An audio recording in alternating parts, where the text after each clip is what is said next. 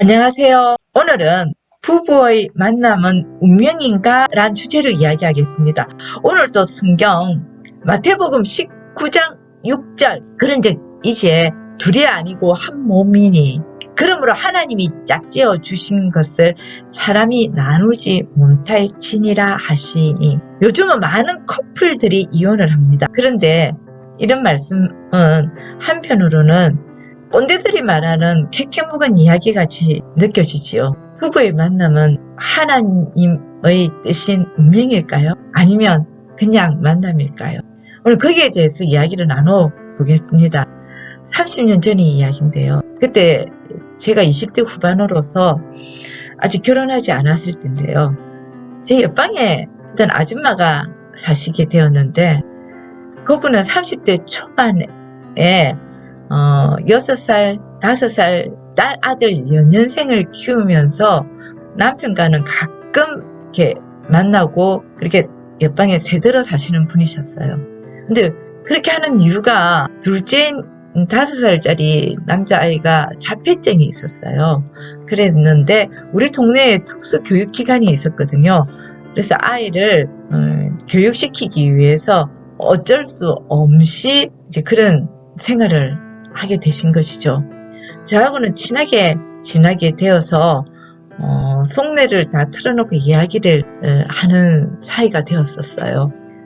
어느 날 이런 이야기를 하셨어요. 자신이 아가씨 때 하던 일이 단위 농협에서 근무를 하고 있었는데 여러 군데서 선짜리가 들어왔었는데 어느 날 시아버지 되실 분이 먼저 자기가 일하는 곳에서 와서 자기를 먼저 보고 마음에 들어 해서 남편하고 선을 보게 되었는데 남편하고 선을 봤을 때 느낌이 저 사람 좋구나 하는 생각보다는 내가 저 사람하고 결혼해야 할 운명이구나 하는 생각이 먼저 들었다는 거예요.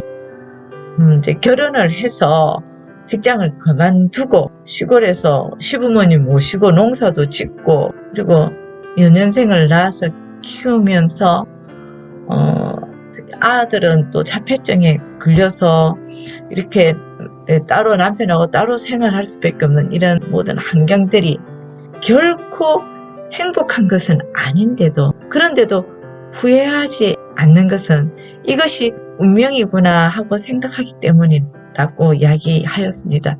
그때 당시 저는 결혼을 하지 않았기 때문에 한편 이해할 수가 없었어요. 왜냐하면 너무나 운명에 순응하는 그런 사람이다라는 생각이 들었거든요. 운명은 스스로 개척하는 것이 아닌가. 그럴 때 너무 힘든 그 운명도 억지로 치고 가야 하는 것이라고 생각하는 그런 순응하는 사람이 아닌가라는 생각을 하였었죠.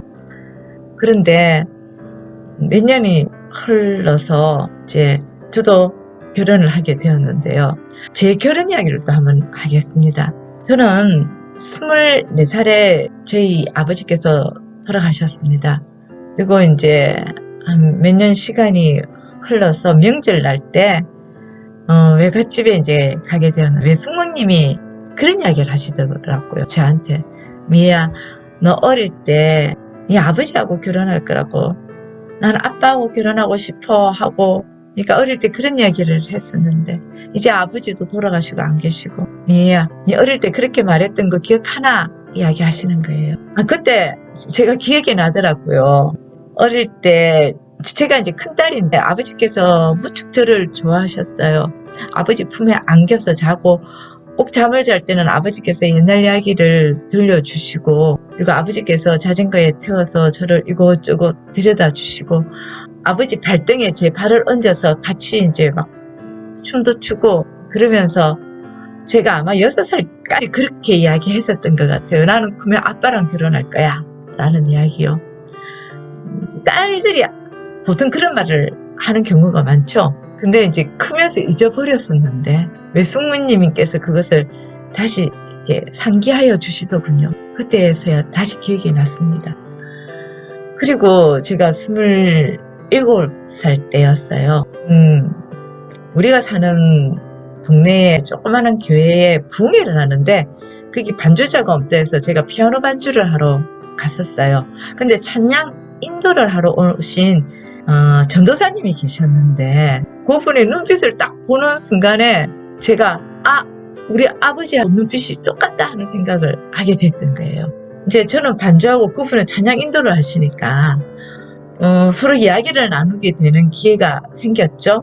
서로 이야기를 나누다 보니까 말투, 성격, 혈액형, 또 중고등학교 다닐 때 밴드부 했는데 트럼펫을 불렀다는 것까지도 우리 아버지랑 너무나 닮았는 거예요. 이제 안 닮은 게 있다면 우리 아버지는 키가 크신 편인데 그때 그 전도사님은 보통 키보다도 유난히 키가 작다는 것. 그거 하나 다른 점이지 다른 것은 너무나 닮아서 제가 이제 사랑하는 마음이 막 느껴졌죠. 운명과 같이. 어릴 때 아빠랑 결혼할 거야 라고 했는데 아버지 같은 사람에게 제가 마음이 반하게 된 거예요. 근데 이제 저희 어머니께서 너무나 반대를 하셨어요. 나이 차이도 8년 차이가 나는 데다가 돈이 없고 가난한 데다가 그때 신학대학을 늦은 나이에 다니는 데다가 키도 유난히 작고 덩치도 작은 데다가 반대가 너무 심하신 거예요. 그래서 제가 좋아서 억지로 서서 결혼을 했어요. 결혼을 하고 살아가면서 여러 인생의 구비들이 있어요. 물론 항상 행복하고 항상 좋았던 것만이 결혼 생활이 아니에요. 좋았던 점도 있고 나쁜 점도 있고 부부싸움도 하고 또 사랑도 하고 여러 구비들이 있죠. 그런데 그때 그 아줌마가 했던 그 말이 이제 생각이 나더라고요. 살아가면서. 운명, 어찌할 수 없는 운명. 그때 그 아줌마가 이런 말도 했거든요. 자기가 살아가면서 힘든 순간도 많고 남이 봤을 때도 절대 행복하지 않을 결혼 생활이지만은 후회하지 않는다고. 운명이기라는 것을 자기는 알고 있기 때문에. 저도 결혼 생활하면서 그 아줌마의 말이 이제 와 닿더라고요. 살아가면서. 저도 그 운명이라는 게 와 닿더라고요. 어릴 때 아빠랑 결혼할 거야 라고 했던 그 꼬마 소녀가 아버지 돌아가시고 결혼 정년기가 되어서 아버지 같은 사람에게 반해서 아버지를 항상 바라보듯이 남편을 바라보고 살아가는 것. 그 운명. 그런 마음이 되어지는 그 모든 운명. 프로이드에 의하면 그거는 하나의 엘렉트라 컴플렉스다라고 말할 수도 있겠죠. 정신분석학적으로. 엘렉트라 컴플렉스는 웨디퍼스 컴플렉스하고 반대되는 것으로서 웨디퍼스 컴플렉스는 남자아이가 엄마를 이제 사랑해서 엄마 같은 여자를 만나게 된다는 거라면 엘렉트라 컴플렉스는 여자아이가 아빠를 사랑해서 아빠 같은 남자를 만나게 된다는 것을 말할 수도 있겠죠. 어떠한 경우가 되었든지 저도 운명이라는 것을 느끼고 살아갑니다. 그렇게 이야기한다면 저의 경우와 그 아줌마의 경우가 결혼은 운명이다라고 말할 수 있습니다. 그런데 말입니다. 그러면 불꽃처럼 만났다가 불이 사그라드는 듯하여 이혼하는 사람들이나 아니면 너무나 힘들어서 결국은 어쩔 수 없어서 남편이 바람을 피우거나 여자분들이 또 바람을 피울 수도 있겠고요. 돈 문제나 여러 가지 문제로 이혼을 하는 경우 그 모든 것은 운명이 아니다라고 말할 수 있을까요? 자, 여기서 또 떠나보겠습니다. 결혼이라는 걸 떠나서 말을 하겠습니다. 이 세상의 모든 만남은 운명이다. 이 세상의 모든 만남은 하나님의 뜻이다라고요. 결혼해서 너무 멀리 왔다고도 말할 수 있겠죠. 결혼은 이렇게 만나가지고 평생 살아가면서 애 낳고 가정을 이루고 살아가는데 잠깐 옷기만 스치는 그것도 운명이라고 말할 거냐고요. 네, 그렇습니다. 옷기만 스치는 그 만남도 하나님의 뜻이라고 말하겠습니다. 이 세상의 모든 만남은 운명입니다. 하나님의 뜻입니다. 모든 만남을 통해서 우리는 해야 할 일이 있습니다. 어떤 것을 해야 하냐고요. 진실된 만남을 해야 할 이유가 있습니다. 진실은 무엇이냐고요. 바로 내 감정과 내 마음을 솔직하게 표현한다는 그 진실입니다.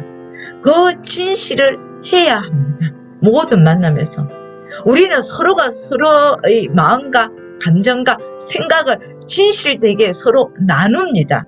그 나누는 과정에서 서로를 배려하고 이해하고 존중하고, 그리고 성숙된 자아, 즉 성숙된 인격으로 나아가는 것을 배우게 되는 것입니다. 우리는 만남을 통해서 그렇게 하고 있는 것입니다. 그것이 결혼에 의한 부부의 만남이든지 옷깃을 스치는 단순한 인연이든지 간에 우리는 모든 만남을 통해서 인격의 성숙을 하고 있는 것입니다. 그런 의미에서 보면 결혼뿐만 아니라 모든 만남은 하나님의 뜻인 것입니다. 제가 또 한 가지 이야기를 할까요? 한 10년 전이었습니다. 제가 일을 마치고, 그때는 제가 이렇게 버스가 잘 안 다니는 시골, 산속 같은 시골에서 살았기 때문에 그 버스를 놓치면 그 다음 버스를 타기 위해서는 또 몇 분을 1시간 가까이를 기다려야 했는데, 그날은 좀 일찍 와서 매일 타야 하는 버스가 아닌 그 앞에 버스를 이렇게 타게 된 날이었습니다. 어떠한 분이 자꾸 버스 정류장에서 버스표만 보고 자꾸 다니시는 겁니다. 근데 그분이 제 눈 안에 확 들어왔습니다. 그래서 말을 붙였습니다. 아니 대체 어디를 가시려고 그렇게 버스표를 보고 다니십니까? 하니까 제가 어디 가려고 합니다 라고 이야기를 하는데, 그 행선지가, 그 목적지가 제가 내리는 곳하고 같은 곳이었습니다. 그래서 그러십니까? 제가 가는 곳하고 똑같으니 제가 타는 버스를 같이 타시면 됩니다 라고 버스를 타고 같이 내렸습니다. 내리니까 그분이 나 이런 곳에 가려고 하는 그 집을 아시오? 하고 묻는 거예요. 그거 바로 우리 아랫집입니다. 저랑 같이 가시지요? 하니까 또 이런 말을 하는 거예요. 그 집에 사는 그 사람이 제 오랜 친구입니다. 그런데 어느 날 새벽에 갑자기 일어나서 새벽기도하는데 그 친구가 너무나 생각이 났습니다. 혹시 그 친구가 이혼하고 혼자 사는데 아픈 것은 아닌지, 혹시 죽어가는 것은 아닌지 갑자기 걱정이 몰려와서 몇십 년 만에 이렇게 다시 이곳에, 몇십 년 전에 왔는데 몇십 년 만에 이곳에 두 번째로 오는 길이라서 참 이렇게 초행길에 오기가 두려웠는데 다행히 당신을 만나서 쉽게 왔습니다 하고 이야기를 하더라고요. 어디서 왔는지 이야기를 들어보니 아주 좀 먼 곳에서 몇 시간 걸려서 새벽에 출발해서 오셨던 분이셨습니다. 근데 제가 그분이 그 이야기를 듣고는 깜짝 놀란 겁니다. 내가 우연히 그분이 눈에 확 띄어서 그 이야기를 나눠서 그분하고 오는 그 길이 또 우연이 아닌 것이잖아요. 그분이 자기 친구분을 만나기 위하여 나를 만난 것도 하나님의 뜻이라는 것. 그분이 좋게 그 친구분의 댁에 도착하기 위하여 우리 아랫집에 사셨는데 그 아랫집에, 우리 아랫집에 그 친구분을 만나기 위하여 잘 도착하기 위하여 저를 또 만나게 된 것이잖아요. 이처럼 모든 만남에는 이유가 있고 원인이 있고 그리고 배움이 있고 그리고 까닭이 있습니다. 우리는 그것을 잘 해내야 합니다. 그것이 부부로 만난 결혼 생활이 아니면 어쩔 수 없이 부부로 만나서 헤어지는 경우이든 아니면 우연히 옷깃을 스쳐서 만나는 인연이든 오랜 시간 계속 우정을 돈독히 해나가는 친구이든 어떠한 만남이든 우리는 서로가 진실되고 이해하고 배려하고 순간순간에 최선을 다해서 그렇게 서로 사랑하고 나아가야 합니다. 모든 만남은 하나님의 뜻입니다. 우리는 우리가 할 수 있는 만큼 최선을 다하고 살아가는 것입니다. 결혼 생활을 유지를 한다, 이혼을 한다, 이게 중요한 것이 아니라 내가 할 수 있는 만큼 최선을 다하고 살아간다면 우리는 우리의 삶에서 정말 한 순간순간에 행복한 삶으로 나아가기 위한 순간을 살아가는 것입니다. 오늘의 이야기는 여기까지 하겠습니다. 오늘의 이야기도 여러분들에게 도움이 되었으면 좋겠습니다. 공감하시는 분은 좋아요, 구독 부탁드립니다. 감사합니다.